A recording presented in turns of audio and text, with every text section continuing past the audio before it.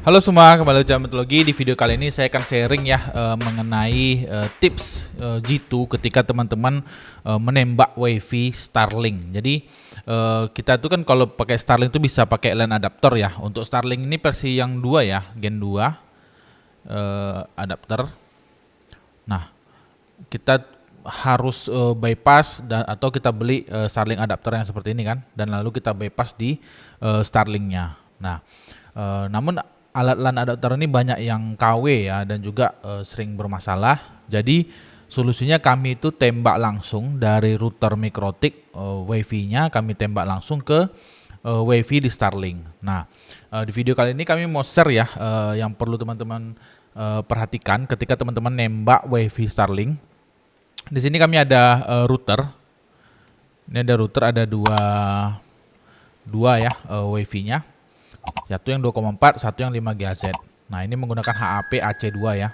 Nah, ketika teman-teman nembak WiFi Starlink itu teman-teman gunakan WiFi yang 5 GHz.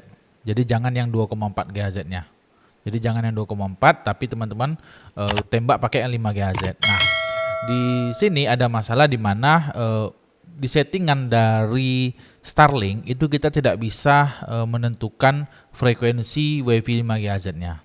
Nah, sehingga kita nggak bisa nih gunakan frekuensi WiFi 5 GHz yang boleh digunakan di Indonesia gitu.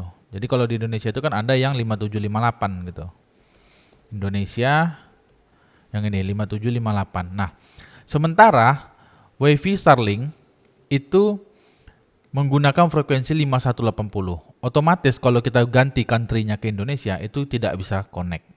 Atau kalaupun teman-teman bisa connect, biasanya besok paginya itu bermasalah, disconnect dia, jadi nggak mau connect lagi. Teman-teman harus cek lagi settingannya. Nah, supaya masalah teman-teman itu tidak terjadi connect sebentar lalu disconnect, teman-teman ganti aja country-nya ke US.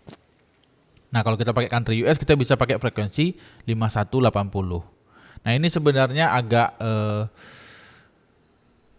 ini ya, kurang tepat ya sebenarnya, karena kalau di Indonesia kan 51 itu nggak boleh dipakai ya.